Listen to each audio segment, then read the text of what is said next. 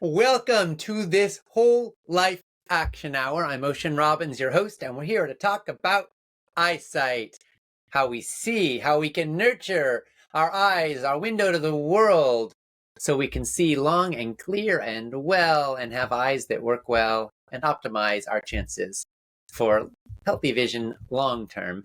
And we are here today with renowned neuro-ophthalmologist, Dr. Rani Banik, who takes a root cause approach to eye health. She uses plant-based nutrition and functional medicine to help all of us to prevent macular degeneration and cataracts and maintain optimal healthy vision as we move through the years. Now, to be super clear, this is a project of Whole Life Club, Food Revolution Network's ongoing membership community, and some of the questions I'll be bringing to this interview come from Whole Life Club members.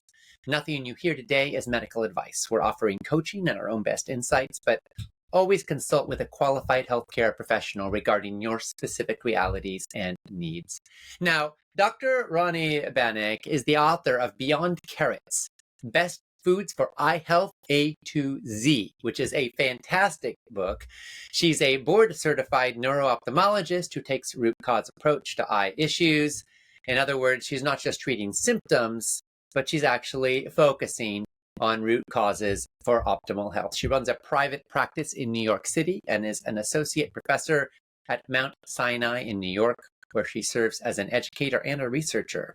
She's been featured in the media on Good Morning America, CBS, NBC, ABC, and the New York Times, and the Washington Post, and on Fox, and many other locations. And Rani, I'm just so happy to have this time with you. Oh, well, thank you so much, Ocean, for that kind introduction. It's really a pleasure to be here.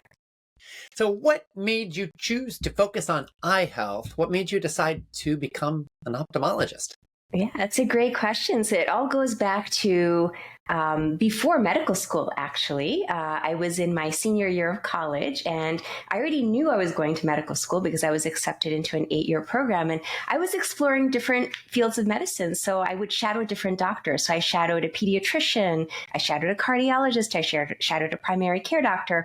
And then one of our family friends, he was actually doing his residency in ophthalmology, and he said, "Why don't you come spend the day with me?" And I said, "Oh, eyes, I don't really know about that." It was kind of really not on my radar, ophthalmology, but I spent one day with him, changed the course of my life, because I got to see what he did in that one day.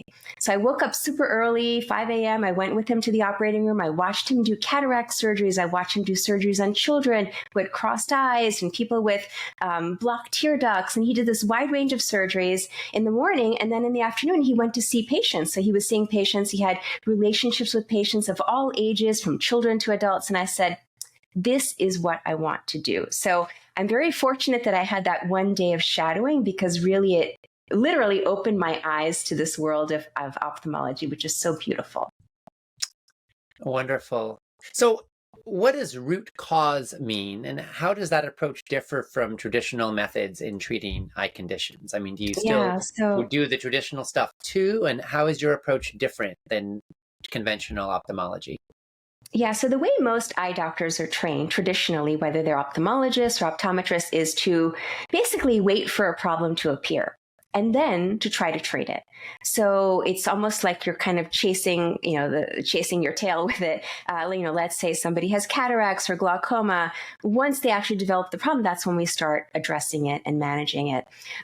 Rather than taking a root cause approach, which is basically what I've shifted my career into doing once I got certified in functional medicine, I try to find where the potential causes of the problem may be and address them before they cause vision loss. Mm-hmm. So one perfect example would be macular degeneration. And in terms of macular degeneration, people can lose their central vision, they can become debilitated, they may even become legally blind. We know that the root causes of macular degeneration are threefold. They include oxidative stress from free radical damage, they include inflammation, and also mitochondrial dysfunction. So rather than just to wait for all of these things to happen and for people to lose their vision, I try to address each of these various different aspects of macular degeneration early, these various root causes, and try to use really nutrition as the base to try to fight against all of those three different components of macular degeneration. Got it. Thank you. Well, so we hear a lot about, maybe three major conditions that happen a lot: macular degeneration, glaucoma, and also cataracts. Can you tell us a little bit specifically about how or if each of these is responsive to lifestyle approaches? Absolutely. So, all three of those are some of the leading causes of blindness worldwide. Mhm. And the good news is that even though they can cause vision loss, they're all preventable because they have similar root causes. And I would say the one kind of underlying theme here is oxidative stress. And so when it comes to dealing with, again, whether it's cataract, which is an opacity of the lens in the eye where people can't see properly because there's a almost like a dirty lens that they're seeing through, or it's glaucoma where the pressure can go high in the eye and damage the optic nerve, or macular degeneration, as I was explaining earlier. All three are due to the delicate tissues of the eyes over time undergoing oxidative stress and then developing damage and loss of function of the tissues. So when it comes to lifestyle and nutrition, there are so many things people can do to fight against that type of oxidative stress. Nutrition is key, of course, and we can go more in depth in that. But one other very simple thing in terms of lifestyle is a lot of oxidative damage actually can come from light. And so sunlight, even though sunlight is so beautiful and it's important that we all spend time outdoors and gain all those benefits of sun and increase our vitamin D levels, too much UV exposure from the sun can lead to cataracts. They can lead to macular degeneration. They can lead to glaucoma. So we do need to protect our eyes from sun. So a simple tip I give to my patients in terms of lifestyle medicine is, yes, it's important to go outside, but you have to protect your eyes, especially between the hours of 10 a.m. to 2 p.m. Always wear your UV protection, whether it's in the form of sunglasses, UV blocking sunglasses, or a wide brimmed hat. You must protect your eyes against those powerful rays of the sun. Okay, I want to go a little deeper with that because I'm curious about this. So, um, is it only direct sun that we're worried about? So that's why a wide brimmed hat's going to cover you literally, or is ambient, like bouncing off, like you're looking at a hillside that's lit up with the sunlight? Is that a concern too? In which case you want sunglasses that are more completely protected. Yeah, that's a really interesting question, Ocean. And my answer would have to do with what the setting is. So if you're looking at a beautiful mountain scene and it's, you're soaking in all that nature, that's absolutely fine. That should not, that type of intensity of sunlight really should not do damage. But if you are in, let's say, a situation like you're out on the water, let's say you're on a boat and there's a lot of sunlight bouncing off the water and creating glare, or if you're skiing, for example, or snowboarding and there's snow and there's a lot of light that's bouncing off the snow and then coming back to your eyes, if it's reflecting off a surface and potentially coming back to your eyes, then that's a little bit more concerning. So those types of situations, you absolutely want to have that sun protection. That makes sense. I mean, obviously, you would, if you're looking at a mirror that's the sun, you're getting the full impact, right? So, Yeah, hopefully your mirror is not right, aimed. but snow is not so different. Water is a little less so. A hillside is going to absorb a lot and not bounce all of it off, but it's bouncing some. So I suppose it's a Bouncing matter of some, but not degree. in any significant way that it could potentially lead to too much oxidative damage or stress on the eyes. Got it. Thank you. Okay, fascinating. So let's talk about nutrition for a minute and eye health. What are some of the top misconceptions you encounter about this, and how can I we would address say them? the biggest misconception is that people think that if they just eat enough carrots, that they're going to have perfect 20/20 vision. And I get that all the time. That's actually why I named my book Beyond Carrots, because yes, carrots are important for our eyesight. Yes, they do provide an important nutrient, which is beta carotene, which can then get converted into vitamin A. And we, of course, need vitamin A for our retinal health to prevent night blindness. We also need vitamin A to prevent against dry eye. But carrots are the tip of the iceberg when it comes to ocular nutrition. So there are so many other nutrients aside from that beta carotene that's important that our eyes need to stay healthy. And the good news is that it's not just one food that we need for our eyes. We need a diversity of different foods that are plants that can help us to support our eye health. So think not just carrots, not just beta carotene, but just think of the whole range of nutrients plus the multitude of foods, colorful foods that can provide those nutrients to our eyes. I would say that's the biggest misconception. I get parents coming in asking, how many carrots should my child be eating to get them their 20/20 eyesight? And I say, Yeah. well, it's not just about volume of carrots, it's about diversity. Yeah, my understanding is that lack of vitamin A is one of the major causes of blindness around the world. But it's not It like is if some is good, more is necessarily better. You need enough.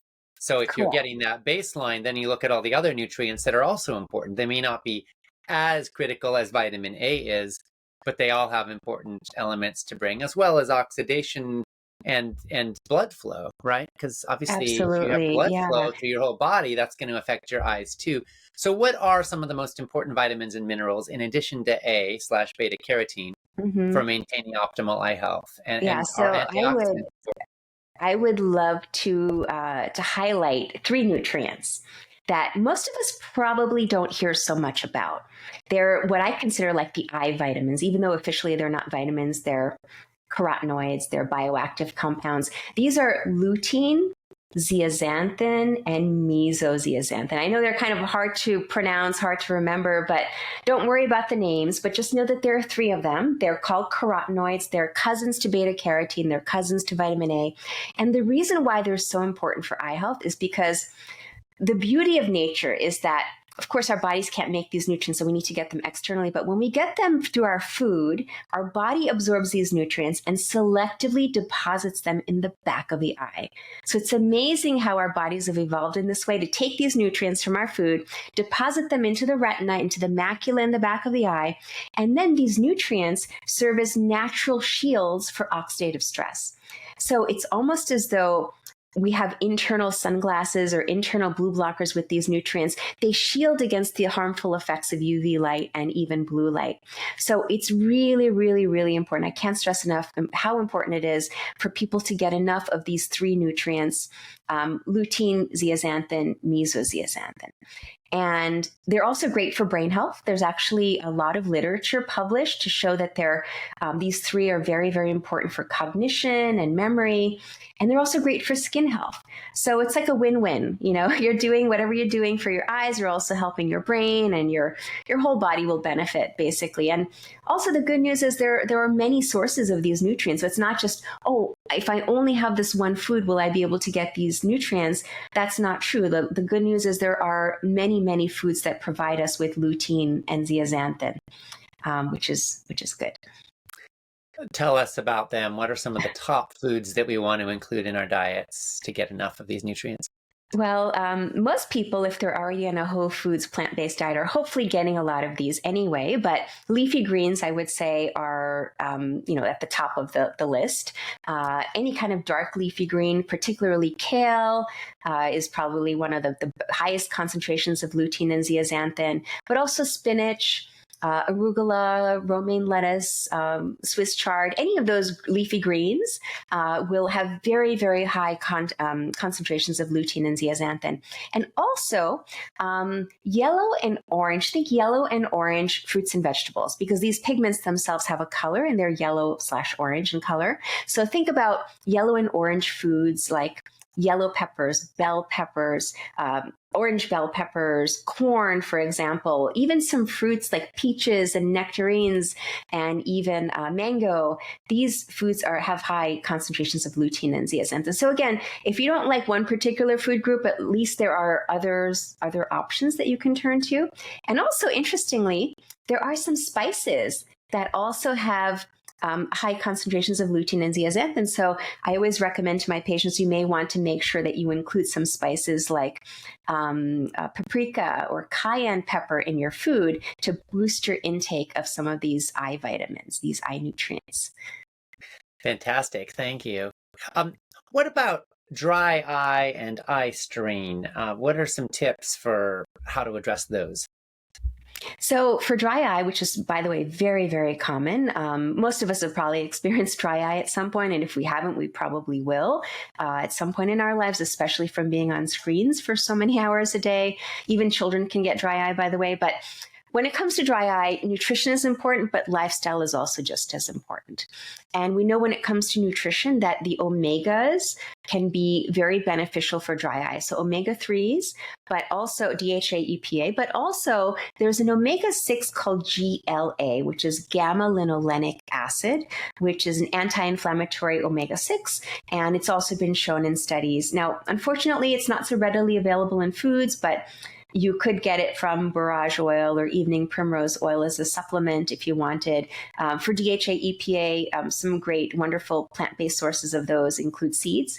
So I always tell my patients, make sure including lots of seeds in your diet for the omegas.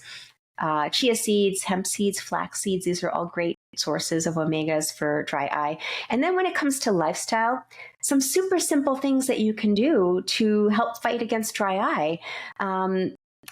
Going back to the screen, the screen issue. So a lot of us are on screens for hours a day. The average adult spends, it's estimated, over 10 hours a day on a screen, which is mind-boggling. Wow. To think that we're spending that much time in front of screens. Even children, about 6 hours a day. So when we're looking at a screen, we don't blink as much. Normally, a normal blink rate for a human is about 15 to 20 times a minute. So you can actually count your blinks and see how many times you're blinking when you're looking around. But when you're looking at a screen, instead of blinking 15 to 20 times a minute, most people only blink about 3 or 4 times a minute. So that's a 75% decrease in one's blink rate when we're looking at a screen. So make sure that you're intentionally blinking. That's the simplest thing you can do to combat dry eye and also do forceful blinks. So not just like a light blink, but kind of if you're really having dry eye symptoms, if you're on a screen, really forcefully blink because it gets the whole tear flow system going and it helps to release healthy oils onto the surface of the eye. So do a forceful blink. I actually recommend some blinking exercises and I'm happy to share those through a link if anyone's interested. But simple exercises you can do. Also, warm compresses can be really useful for dry eye. So the warm compresses, basically, you keep them on for not just 30 seconds or a minute. I would do it for about 5 to 10 minutes, sometimes even once or twice a day. But the warm compresses, the warmth helps our oil glands and our eyelids to create healthy oils that flow rather than to become that oils that are stagnant. So the warmth helps to, again, release those oils and lubricate the surface of the eye. So those are just a few simple things you can do. There is a lot more, but in the interest of time, I thought I would give you kind of the best tips. Well, those are some great ones. Is rinsing with a saline solution, like on an eye cup, also helpful? You can absolutely do that. Absolutely. Just make sure that it's a sterile solution. It's really, really important. Or you can get lubricating drops over the counter. There are many trusted brands. Just be careful. Last year, there were quite a few recalled brands because of, I think there are about 27 different generic brands that were recalled. You may have heard about it in the news because the drops, the bottles themselves were contaminated, sometimes with bacteria or sometimes even fungi. So you always want to get, if you're buying artificial tears over the counter, you want to get a name brand drop so that you're hopefully getting a trusted manufacturer who has sterile practices in their factories. So got it. Very useful. So saline or eye drops. Great. Thank you. Okay. So what about people who experience vision decline? Like sometimes they're not able to focus as well, nearsighted, farsighted, stigmatisms. Can you talk a little bit about these dynamics and whether diet or lifestyle or eye exercises can be helpful? Absolutely. So what you're referring to are changes in refractive error. And refractive error basically refers to the power of the eye. What is the actual optical power of the eye and how well can we focus for distance or for reading or for somewhere in between, like intermediate distances. And based off of one's power of the eye, you may either be an emmetrope, which means that you have no power, you're 0. Or if you're in the negative range, then you're a myope, like a -3 or a -5 would be myope, meaning that you can see well up close, but distance, your vision is not so great unless you wear glasses or contacts. And then hyperopia is when you're focused more at distance, and then you have to really crank in more effort to read up close. That's called hyperopia or plus. So those are the different types of refractive errors. And then on top of that, you can have astigmatism. which you mentioned. And astigmatism is basically when the surface of the eye, the cornea, instead of being perfectly spherical, is a little bit more oval shaped, almost like a football rather than a basketball. That's kind of a kind of simple way to explain it. So it's more oval shaped. So people have different points of focus, so they may need glasses or contacts to fix that. So what can we do in terms of diet and lifestyle to help combat some of these refractive errors? Well, I'll first talk about children, because this is really, really kind of cutting edge information that more people need to hear about. So we now know that myopia, which is being in the minus range or nearsighted, myopia is rising in the world. And it's estimated that by the year 2050, about 50% of the population will be myopic. So children are really at risk for this because their eyes are still developing. We know that when children spend at least 2 hours a day outdoors, playing outdoors in natural sunlight, they have reduced rates of myopia, which is really mind-boggling to think that lifestyle change, having kids outdoors instead of indoors, having them not being on their devices and maybe playing a sport or doing something else or just enjoying nature outdoors, can have that significant an impact on their refractive error and reduce myopia. So there are some schools now around the world. I think in Denmark, they've actually mandated 2 hours of outdoor recess time for their children during the school day to help combat this. So that's one thing to think about. In terms of diet, so we know that there are certain pigments called anthocyanins that are bioflavonoids, and they're found in berries, for example. That's one example, like dark berries, like blueberries, blackberries, even red berries, like raspberries, strawberries, have these anthocyanin pigments. And early research has shown that anthocyanin pigments, bioflavonoids, can help reduce refractive error changes and help with focusing. So again, this is really very early research. I think we're going to be learning more about this in probably the next 5 to 10 years. But if you want to be on the cutting edge of using nutrition science, I would suggest that people consider increasing their intake of these anthocyanin pigments. Now, berries are not the only source. They're just very, common source with high concentrations, but there are other foods also that provide anthocyanins. So make sure you include those in your diet. Thank you. If somebody's already experiencing vision decline, how can they help slow the progression? And do you ever see decline reversed?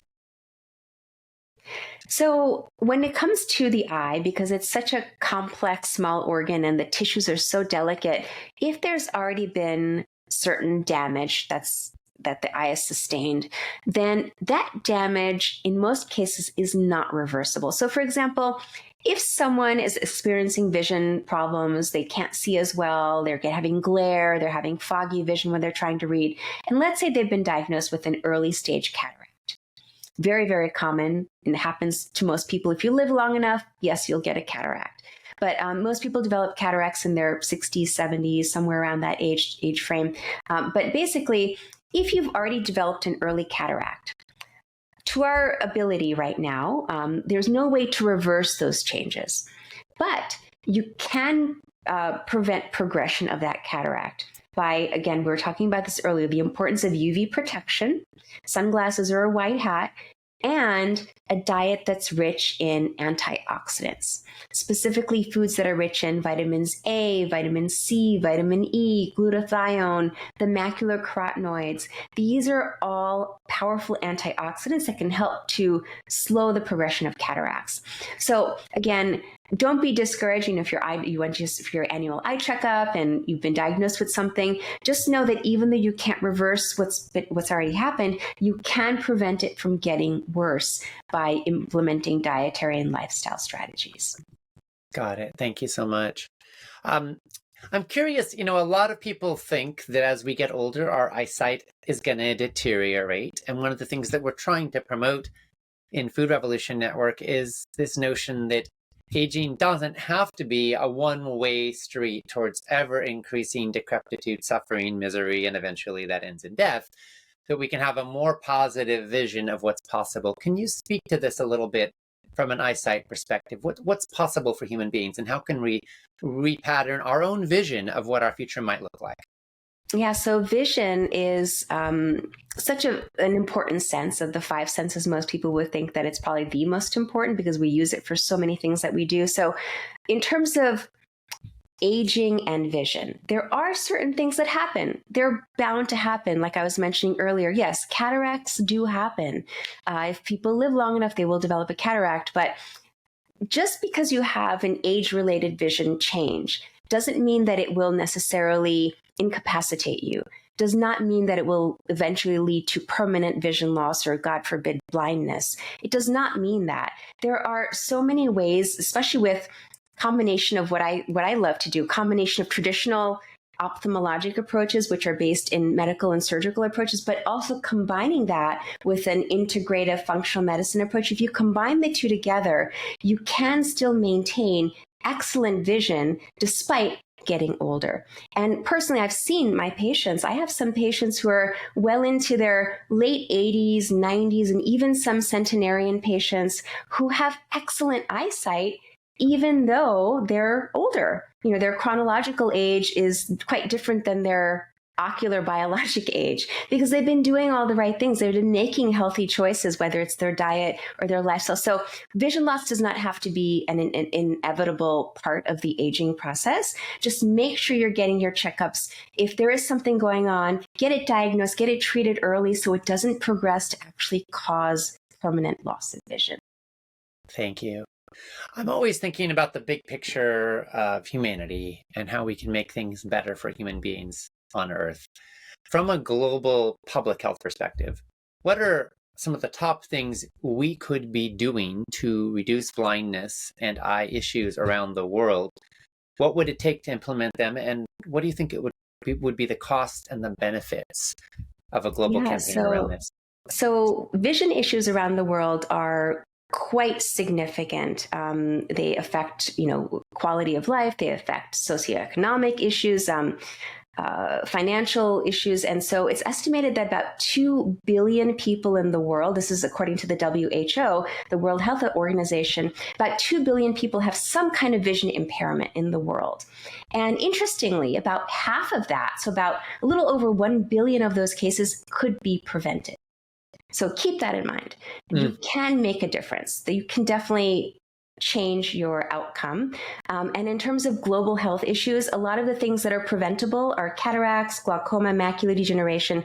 And the issue is access to care for the majority of these cases around the world, and some in rural areas or areas that don't have ophthalmologists or optometrists who are local. So getting care to these individuals could completely turn around their life. And so I think, organizations around the world and also local organizations are working to get care to more rural areas. For example, I just came back from India, and we know that in India, there's so much avoidable blindness in these rural areas and villages. And, there are cataract camps set up so that there are doctors who go out to the rural areas. They'll spend like a week there. They'll set up their mobile examination rooms, there are surgical suites, and they'll do surgeries and they'll get these people rehabilitated. So it is possible, or sometimes even people in village areas are shipped over to major cities for 2 or 3 days. They get their treatment, then they're sent back via bus with caregivers. So I think improving access to care would improve the vision health overall for so many people. We just need to get those systems in place to improve access. Then there are other individuals who, as you were mentioning earlier, like vitamin A deficiency. In certain parts of the world, that is a major cause of vision loss and blindness, and it's preventable. So if we get nutrition, vitamin A supplementation in the form of drops or food, that would be ideal. Address it before it becomes a problem. So I think these are all areas that the WHO and other large national organizations are aware of, and hopefully, slowly the care will get to the people that need it. Yeah, thank you. What should new moms know about feeding their babies to give them the best chance at great eyesight? Kind of looking at the beginning of life here. Yeah. So We've all heard about for babies, their brain health development, DHA and EPA are really, really important. So that's been well established. Now we're also learning that, especially for even in the womb, in the neonatal period, the availability of lutein and zeaxanthin for the brain, developing brain, is very, very important. And there are some studies to show that mothers who've been, having enough lutein, zeaxanthin in their diet, or perhaps who supplement from the neonatal period into infancy, the first year of life, their children have end up doing better on cognitive tests. So, if you're a young parent, or if you're expecting, definitely make sure that you're getting enough lutein and zeaxanthin into your diet. And also, I think there may be policy changes down the road where not only will infant formulas be supplemented with DHA, EPA, but also with lutein and zeaxanthin, because the evidence is so strong for these two nutrients, not just eye nutrients, but also brain nutrients. Got it. Thank you. One of our members, Barbara, asked, is there anything that would correct astigmatisms? Yeah, so I was explaining earlier how astigmatism is an issue with the curvature of the eye, a little bit of an oblong curvature instead of a spherical curvature. And so there are many treatments that are available. So you can speak with your eye doctor about the best treatment. There's anywhere ranging from glasses to contact lenses, whether it be soft contacts, hard contacts. There are even procedures that can be done. When it comes from, looking at it from a nutritional standpoint, making sure that you're getting enough of vitamin C, as well as the B vitamins, in particular riboflavin, which is B2. It's been shown to help corneal health. So these are some of the strategies that can be explored, but it all depends on also the level of astigmatism, whether it's a little bit of astigmatism or a lot of astigmatism. So Barbara, I would suggest that you discuss this with your eye care provider and figure out what's the best path for you, what's the best solution for you. Got it. Thank you. And again, disclaimer to restate, none of this is medical advice. As in all things, consult with a qualified healthcare professional regarding your particular realities and needs, but we're sharing general principles and tips and hopefully some coaching and insights that could be of real value. So Leslie referred to having meibomian gland dysfunction. She said, I've had IPL light treatment without relief. I frequently get hordeolums, forgive me if I'm mispronouncing that, on both upper and lower eyelids. Okay. And she said, I do lid scrubs and moist heat with the Broder eye mask. I'm wondering if this is something I just have to keep managing, or if there's anything else I might try. Any thoughts on meibomian gland dysfunction? Absolutely. Yeah, there's a lot that can be done, and I believe it was Leslie, right? So Leslie, you've already done a lot. So meibomian glands are the tiny little glands in our eyelids. If you pull down your eyelid and you look in the mirror really closely, you'll see these little dots right by where your eyelashes come out. Those are the openings of the glands, and they secrete oils to help to lubricate the surface of the eye. And so meibomian gland dysfunction is a very common root cause of dry eye disease, because if the glands are not working, if they're not secreting healthy oils, then the tears evaporate and then dry eye ensues. So there are many treatment options for that. But what I found to be most effective is really bumping up one's omega intake. Omega-3s in particular, DHA, EPA, and also perhaps doing a supplement to get your GLA in there. And in some formulations, you'll find, omega-3s, total of about 1,000 milligrams. I actually find that with meibomian gland dysfunction, people need to do higher levels. So in some of my patients, again, this is not personal medical advice, but I'm just sharing with you kind of my experience with this. In some of my patients, I find that they have to go up on the dose to 1,500 milligrams a day, or even 2,000 milligrams a day, and sometimes even higher, to support their meibomian glands. Something I do in my practice is I actually have a camera that can image the glands, so I can get a picture of what they actually look like to see if structurally they're okay, to make sure that structurally they're intact. And then also I can do some testing in the office to see if they're functioning properly. And if the structure is okay, but the function is not good, then I may recommend a treatment called LipiFlow, which you can maybe speak with your eye care provider about.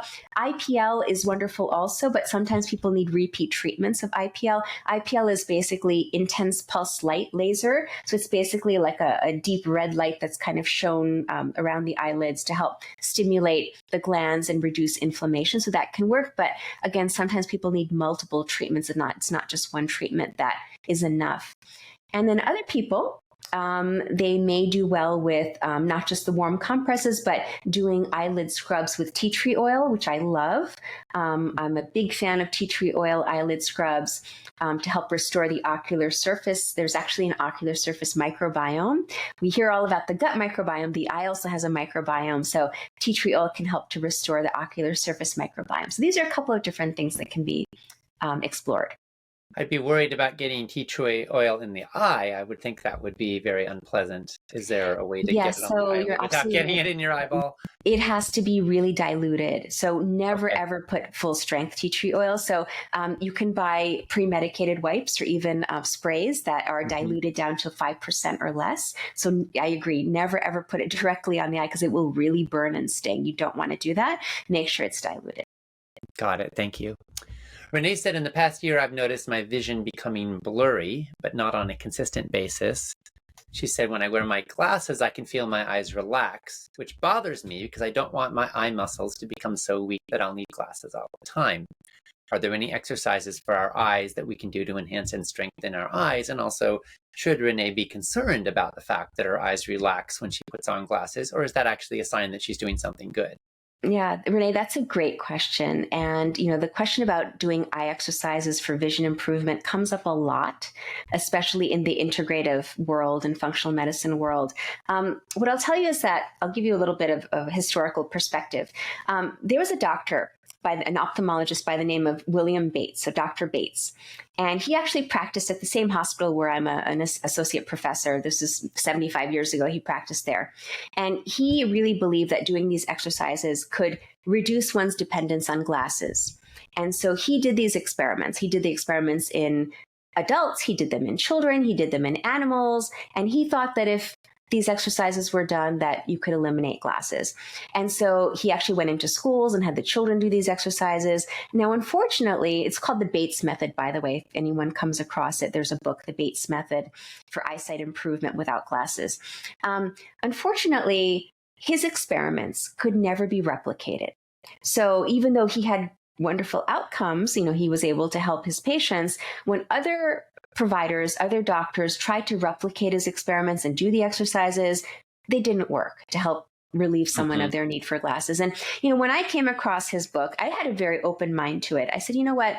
I have myopia. I have a minus 450 in one eye and a minus 250 in the other eye. I'm going to try these exercises and see if they work for me. So I read his book. I followed his exercises. I did it for about 3 months. And unfortunately, it didn't help me either. So honestly, I don't think that the exercises work. If you're prescribed glasses, you should ask your doctor, when should you wear the glasses? Because not all glasses need to be worn all the time. So for example, some people only really need to wear their glasses for far distance if they're driving, for example, or if they're watching television or a movie or in a theater, they need their glasses for that, but they may not need their glasses for reading. So be very clear with your doctor when you should be wearing the glasses and follow their advice. Like, is it only for a particular activity or is it all the time? And that will help guide you in terms of reliance on glasses and maybe reducing your need for glasses. The other thing that's really important, especially for younger people, is to get a type of glasses check. Checking for glasses, the term is called refraction. So when you go to see your eye doctor, you go to see your optometrist, your ophthalmologist, and they do the test, which is better, 1 or 2, 3 or 4. That's called refraction. So you may want to ask for something called a cycloplegic refraction. And that will help to determine your true base power. And I won't get into all the science and the details behind it, but cycloplegic refraction is done with drops. And so we put the drops in first, have the patient wait about half an hour, and then do the refraction. And that will give you your true refraction. And so that's what the glasses or contacts should be based off of, not simply, is it better 1, better 2? Do the drops first, and then do the is it better 1 or 2 test. Is there any benefit to, for example, when you're outdoors, going from looking at something close to looking at something very far away, back and forth? We could theorize that maybe some of the research showing people having better eyesight when they spend time outdoors could be because they're getting a range of different distances. Is there any research to back that up? Is there any benefit to doing that proactively? So the research isn't there because it's a very, very difficult thing to, I guess, plan a study around. But, I'll put this in some perspective. If you think back to, I'll put it in an evolutionary perspective.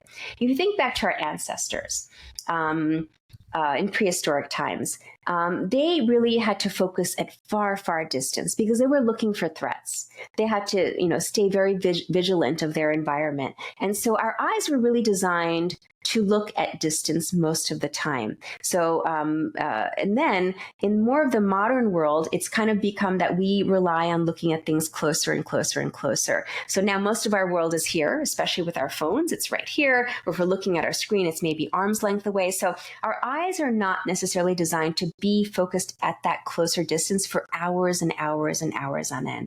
So Ocean, what you suggested is actually what most of us recommend as eye doctors is taking breaks and looking into the far distance to give our eyes that relaxation, to relax our powers of accommodation. That's what it's called when the eyes have to focus up close. So you relax your accommodation by looking at something at least 20 feet away to relax that. So do that for 20 seconds. Or maybe I also love this technique called palming, which is basically you rub your hands together and then you cup your eyes and you eliminate any light source from getting in, any stimulus, and you basically do some deep breathing. You can do some meditative breaths or box breathing while you're doing palming, and you're relaxing your eyes so you're not constantly focused on your screen or something up close. You can do a combination of looking at 20 feet away, which is called the 20-20 rule, or so 20 seconds, 20 feet away, or do the eye palming for 20 seconds. That will help to give you a little bit of a break when you're working up close. Got it. Thank you. I wonder if people who work at a window could also get benefit from looking out the window every so often. It seems like absolutely, and also you get that right? Natural light. So so it helps to set your circadian rhythm. Now, don't look directly at the light. That's not something I would recommend. Don't stare directly at the sun, but it's good to look outside. Look at, I always, every couple of minutes when I'm working at my desk, I look out the window, enjoy the scenery. It's really an important habit to train yourself to do. Got it. Thank you. Maria said any foods for reversing arcus senilis. My cholesterol is normal again, she said. Yeah, so arcus senilis is when people develop on the cornea, which is the very surface of the eye, they develop kind of a whitish blue deposit, and it makes it look like their eyes are kind of changing color, like they're becoming lighter in color or bluish in color. But it's actually a deposit, usually of cholesterol. And it's interesting, diet. We don't really think that diet alone plays a role. In many cases of arcus senilis, it's actually genetic. And so, people reach a certain age and they get some cholesterol deposits. The good news is it's usually just in the very periphery and usually just under the lid.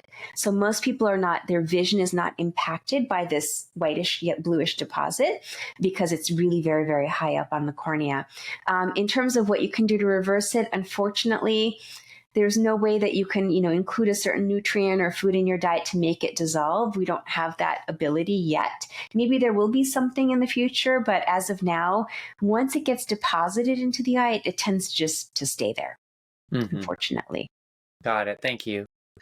Stacy said my mother-in-law is 80 and has had bilateral cataract surgery. Now she's developed macular degeneration in one eye and has to receive injections regularly in that eye.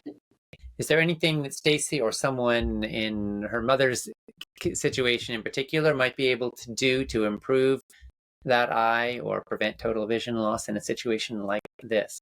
Yeah, so Stacy, your mother is not alone. This is actually a condition. I'm assuming that you meant macular degeneration instead of macular degeneration. That's what I'm assuming. But macular degeneration can occur in older individuals. It can have a dry phase and then a wet phase. And it sounds like your mother has the wet phase because there's actually bleeding and she needs the eye injections to control the bleeding.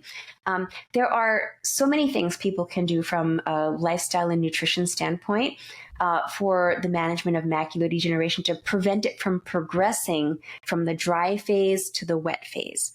If someone's already in the wet phase, there are still things people can do from a nutritional standpoint. And actually, my next book is called Beyond Leafy Greens, 7 Integrative Strategies to Prevent Macular Degeneration. So I talk about all of that, but I would say, if there were one thing that your mother could do, it would be to increase her intake of lutein and zeaxanthin, so increase her intake of leafy greens. I typically recommend 5 cups a day of leafy greens to try to provide the eyes with adequate lutein zeaxanthin. I'll share some interesting statistics with you, Ocean. So it's estimated that in terms of lutein zeaxanthin, there's no U.S. recommended daily allowance or dietary allowance of this, but it's estimated that we need anywhere from 6.5 to 20 milligrams a day of lutein. And the vast majority of people, especially people who are on a Western style diet or a SAD diet, a standard American diet, are only getting 1 to 2 milligrams. So there's a huge gap between what we need and what we're actually getting. So to try to bridge that gap, to try to close that gap, that's why I recommend just making it a standard, making it a habit, including 5 cups of leafy greens in your diet to help protect your macula with those macular carotenoids. Got it. Thank you. Let's see. We heard from Lucy who said, I'd like to know more about floaters. Why do we have it, and are they going to disappear at some point? Okay. So Ocean, can I bring a little prop for assistance? Can I show you? Please do. Okay, great. So right over here, I have my handy dandy trusty eye model here. And, when you look at someone's eye, you basically just see the very front part of the eye. You see the white part, you see the colored part, which is the iris. The cornea is the clear part in front, but we don't see everything else that's happening behind the eye. It's really such a complex structure.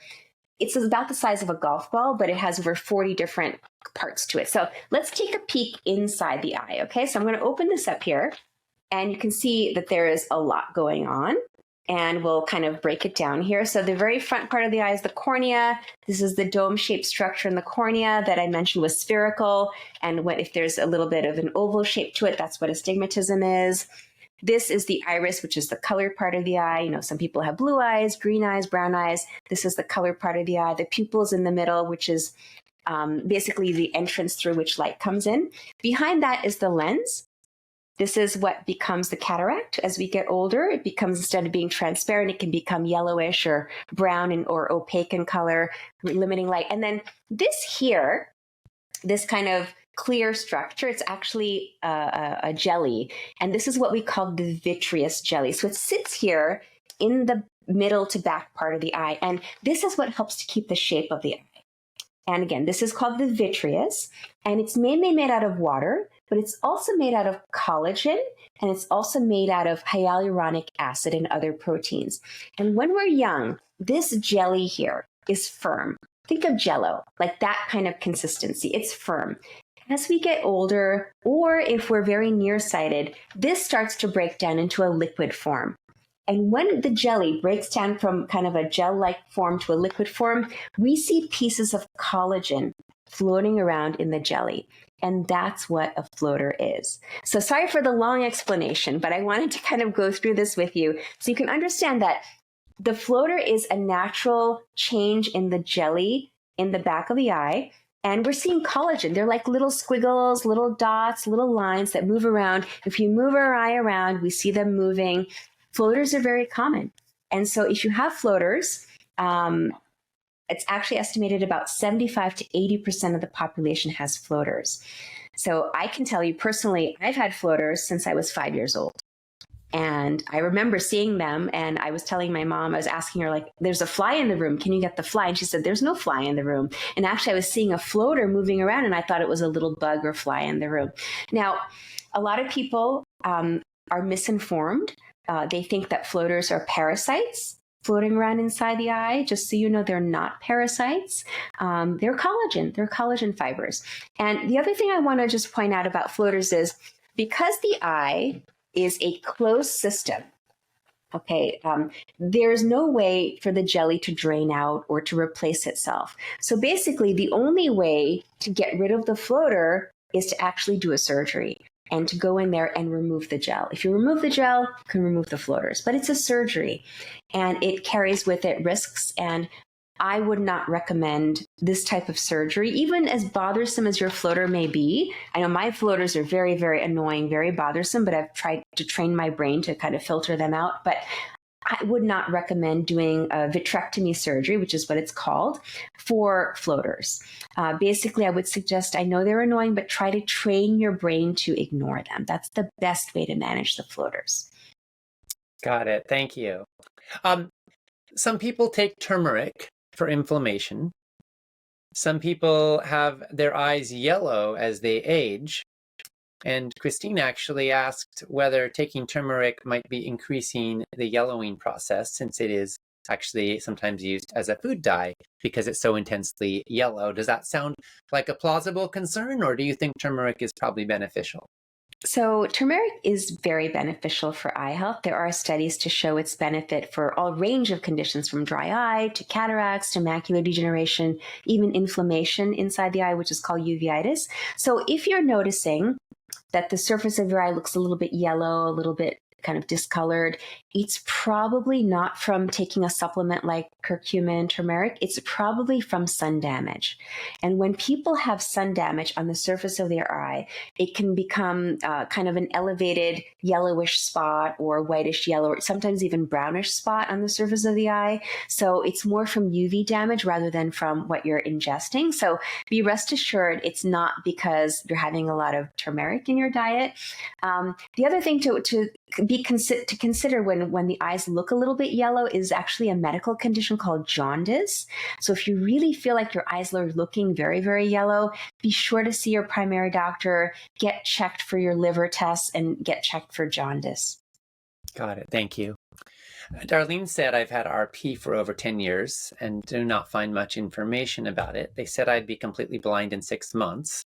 I still have half my vision. I've been taking an herbal tincture and also bilberry and rutin supplements. And I've been whole foods plant-based for a few months now, which is helping my health overall. Are there any particular plant foods, she's asking, that she should be eating? That's a great question. And so with RP, it stands for retinitis pigmentosa, and it is a genetic condition. The thing about RP is that even though it's considered a genetic condition, there are many, many different genes that can lead to the phenotype or the manifestation of retinitis pigmentosa. So it's not just one gene, one disease. It's multiple different genes that can cause a similar looking eye condition. So it depends on which specific genetic mutation you have. And so that would require getting the genetic testing done. So I don't know if you've done it yet, but it may be something to speak with your doctor about, getting the genetic testing to then hone in on diet, hone in on supplements to really figure out for that specific mutation that you may have, which is the best type of diet or supplement to take. For example, for some of my patients, they have specific types of RP where they really benefit from super high dose vitamin A supplementation, and a form of phosphatidylcholine, which is a lipid. So for those patients, I may recommend a very specific dose, a very specific combination. For other patients, I may recommend something completely different. So it really has to be tailored to which specific genetic mutation you may have. Got it. Thank you.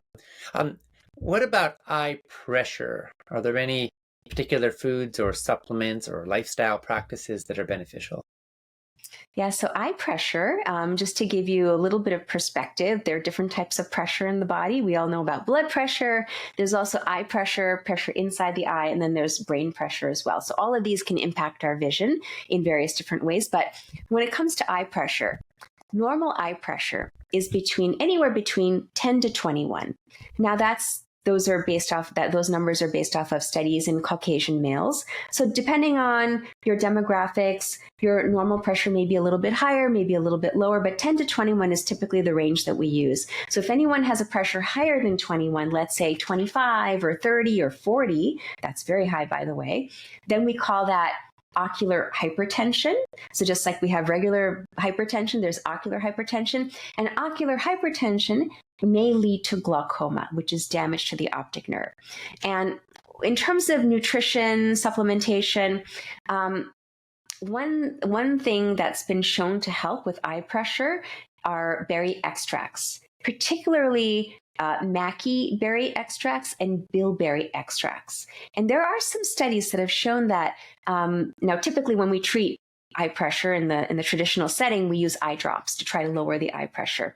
But studies have shown that having enough berries in your diet or taking a berry extract supplement can help to lower the eye pressure by as much as 3, perhaps even 4 points. And that's equivalent to what the effect is of some of these eye drops. So if you wanted to, you can supplement your regular regimen with berry extracts and eating berries, of course. So those are some ways to mitigate that. Now, lifestyle also plays a role when it comes to eye pressure. And there's some interesting studies done. We know that when people do head down postures, let's say they're doing yoga or they're doing some other activity where they're head down, they're doing a handstand or they're doing downward dog, that downward posture can increase your eye pressure. So typically what we recommend is for people who do have high eye pressure, who may be at risk for glaucoma, or perhaps they've already lost some eyesight to glaucoma, that they avoid those head down postures. They can do other types of postures, but not necessarily head down postures. A couple of other lifestyle factors. We also know that previously, it was very common for men to wear suits and jackets and ties. We know that ties are associated with, especially when they're worn very tightly, are associated with high eye pressure. So now we've actually started advising our patients, especially our patients who used to wear ties, perhaps don't wear ties and try to avoid having that high eye pressure. And the last thing I'll mention when it comes to lifestyle is, many of us, when we sleep, we have a side that we prefer to sleep on, whether it's your right side or left side. We also know from studies looking at sleep patterns that when people sleep, like imagine you're sleeping for 6, 7, 8 hours on one side, your pillow is putting a lot of pressure on that eye. And the eye pressure may go up specifically in the eye that you prefer to sleep on, or that side that you prefer to sleep on. So if you do have a risk for high eye pressure, maybe get a different type of pillow, try to adjust your head position when you're sleeping so you're not putting direct pressure on your eye for that prolonged period of time during the course of the night. Got it. Thank you. Fascinating. Okay, Virginia said, is it true that while carrots are good for your eyes, cooked spinach has longer lasting positive effects on eye health? I feel like I'm being asked to choose which of my children I love more. But do you have a response for Virginia? So they're all good, by the way. Carrots cooked raw, spinach cooked raw. But I would say if you look at the specific nutrient density, cooked spinach actually has more nutrient density rather than raw spinach, especially for the macular carotenoids. So 1 cup of cooked spinach is about equal to 6 cups of raw spinach. So cooked spinach may be the way to go. I wouldn't forego the carrots, though. Definitely don't do that. Wonderful. Don't Thank make that you. choice.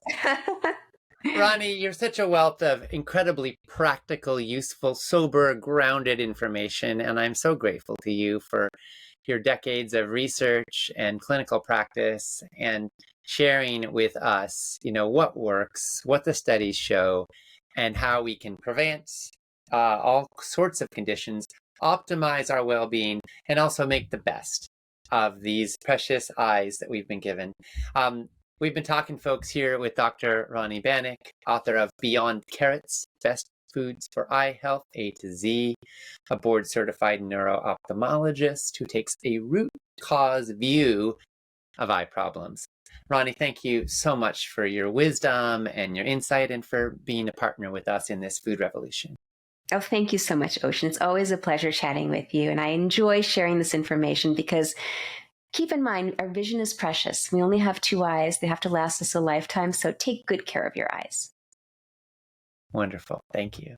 When it comes to cancer, Alzheimer's, diabetes, heart disease, and other chronic illness, what really matters isn't how many books you read, how many webinars you attend, or how much you know.